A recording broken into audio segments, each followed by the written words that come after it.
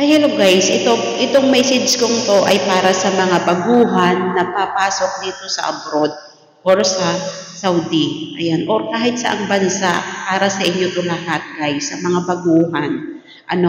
Bago kayo mag-apply ng trabaho dito sa ibang bansa, kailangan matatag kayo.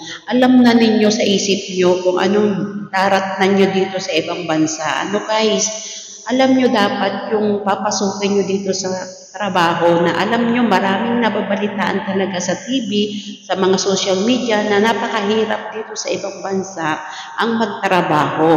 Lalo na kung takot ka at hindi ka sanay sa mag-isa sa sarili mo, wag na ninyong balakin na magtrabaho pa dito sa ibang bansa.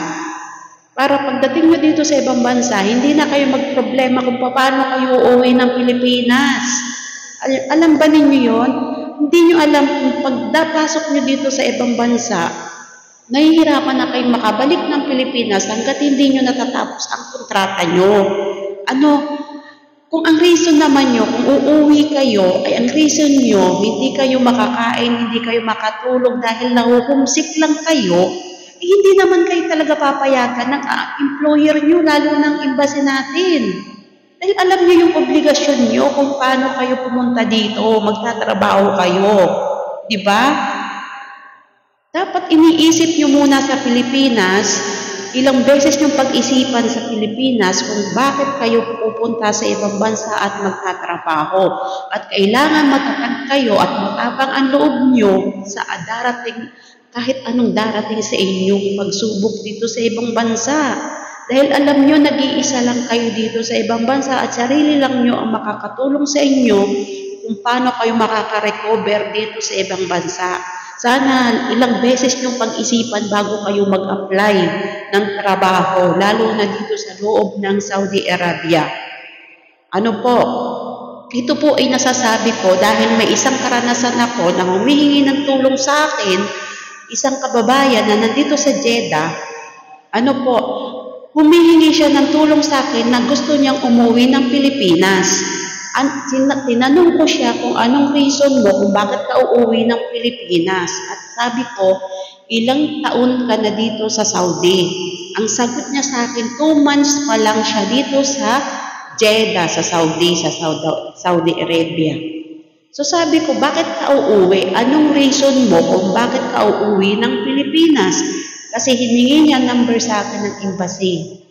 Embassy ng Jeddah. Number ng embassy. Ibinigay ko naman. So akala ko naman, ang reason niya kung bakit siya uuwi ay napakabigat na reason.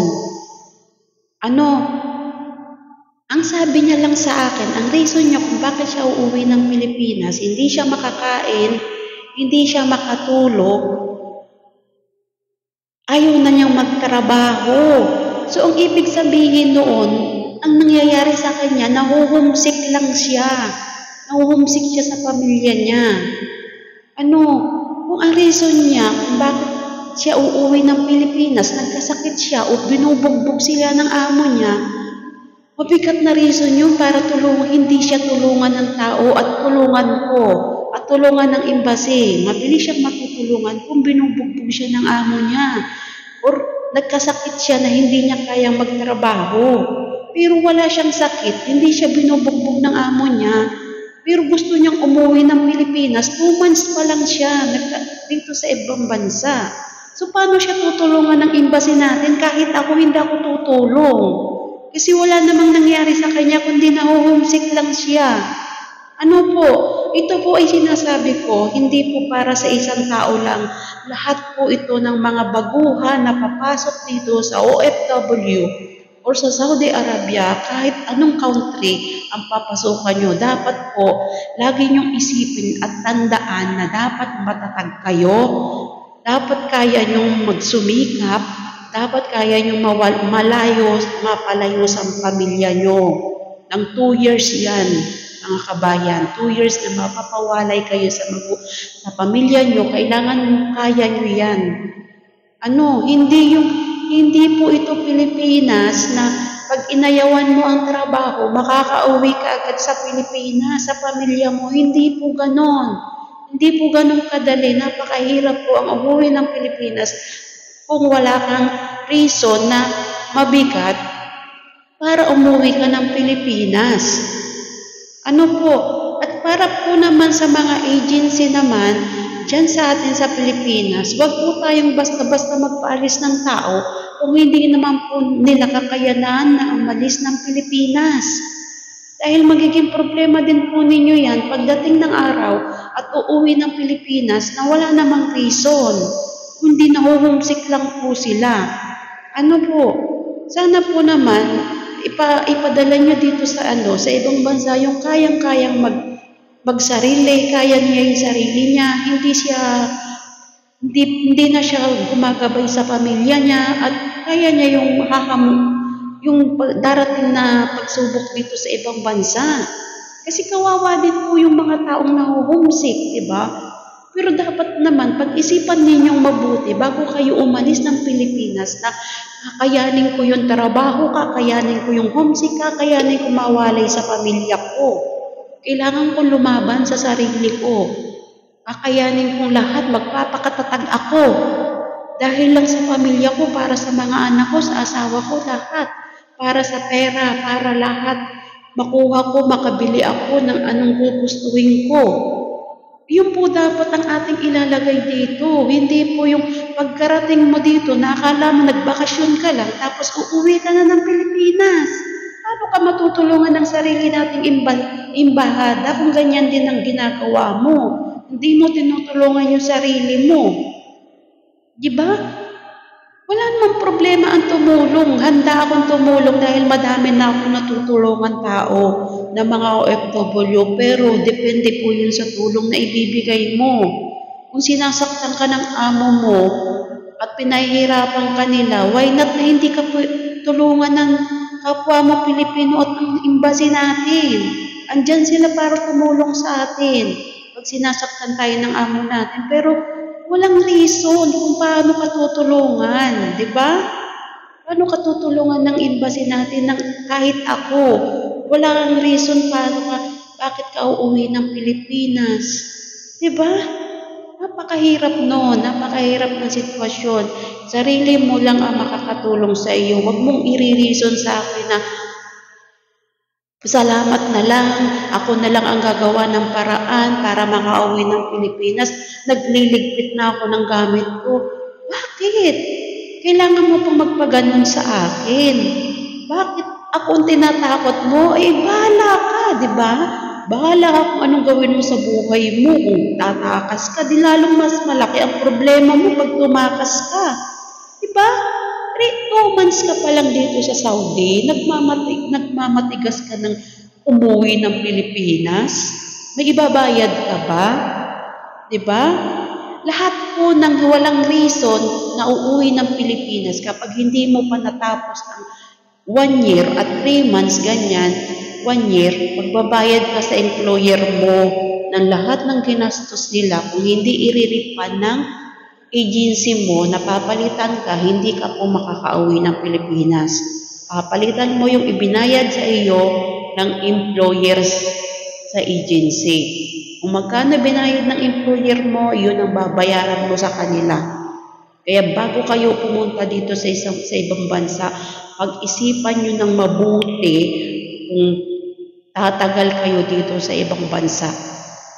Yan lang ang payo ko sa inyo mga baguhan na OFW na papasok sa ibang bansa. Pag-isipan nyo ng maraming pag-iisip ang gawin nyo bago kayo mag-apply, lalo na sa loob ng bahay, katulong, kadama, katsyagalak. Pag-isipan nyo ng mabuti. Dapat matatag kayo. Dapat kaya nyo ipagtanggol ang sarili nyo, guys. Hindi yung pagkakaunting may maisip kayo, uuwi ako ng Pilipinas. Ayaw ko na dito, ayaw ko na magtrabaho, ayaw ko kumain, ayaw ko matulog, gusto kong umuwi ng Pilipinas. Ano to, laro? Hindi po laro ang mag-apply sa ibang bansa. Tandaan niyo yan, hindi laro. Huwag niyong pag-aralan yung uuwi agad kayo ng Pilipinas nang wala kayong reason na mabigat. Diba? Yun lang po at napakahaba na po ng aking sinabi. Ito po ay para po sa mga baguhan na mag-a-apply dito sa ibang bansa. Unang-una, pag-isipan nyo po ng maayos bago kayo pumunta dito. Yun lang po ang mapapayo ko sa inyo. Pag-isipan nyo mabuti, nakakayanin nyo, matatag ako, lahat ng pagsubok sa ibang bansa kakayanin ko, lalampasan ko pa. At kahit anong mangyari, hindi ako padadaig kahit kanino. Basta alam ko, magtatrabaho ako, kakayanin ko ang hirap, puyat, pagod, lahat-lahat. Hindi ako mahuhumsik dahil ang gagawin ko para sa pamilya ko, sa asawa ko, sa magulang ko, sa mga anak ko. Iyon po ang inyong ilagay dito. Huwag po niyong ilalagay na pagdating nyo dito, uuwi po ako, ayaw ko na dito. Hindi po ganon. Kahit po imbasin natin, wala pong tutulong sa atin. Pagka ganyan ang reason mo ay napakasimple, na sarili mo lang iniisip mo. Diba? Kaya, payo lang po sa mga baguhan. Huwag na kayong mag-apply kung mahina ang loob nyo at hindi kayo sanay maiwan sa pamilya nyo. Huwag na kayong mag-apply dahil baka danasin nyo din yung dinanas ng isang tao na humihingi sa akin ng tulong na walang reason kung bakit siya gusto niyang umuwi, kundi na-homesick lang siya. Yun lang guys. So yun guys, bye-bye na. Thank you for watching guys. And don't forget to follow and subscribe my channel, YouTube channel, Bilboy Vlog, and then my Facebook page is Bilboy Vlog and Annabelle Sirano Season. Yun guys, thank you so much for watching. And don't forget to support. Ayan, thank you so much sa mga sumusupport pa rin sa akin. Kahit wala na ako sa FB at nandito ako sa YouTube. Thank you so much sa inyong lahat. Bye. And maging aral to sa inyong lahat, sa mga kababayan natin, sa mga baguhan na papasok sa ibang bansa. Maging aral at maging matatag. Yun lang po ang aking ibig sabihin. Yun po, thank you so much. Bye-bye na po.